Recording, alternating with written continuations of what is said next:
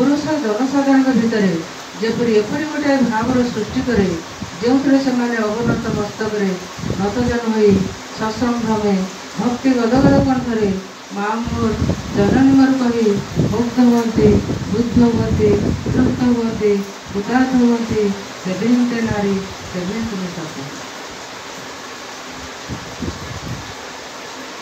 उत्सव भ्रमणादि पुरुष सहचर्य पिता किंबा पितृस्थानीय गुरुजन उपयुक्त सान किंबा बड़ भाई सहित क्रीड़ा कौतुक गायन वादन उत्सव भ्रमण करने ही श्रेय। एथिरे कुमारी मानकर विपदपाकर संभावना कम ही घटी है। तुम्हें पार तो एपरी भाव में चल जेते क्षण पर्यंत एपरी सामर्थ्य अनुभव न कर जो पुरुष मात्र ही तुम निकट में संभ्रम अवनत हुई।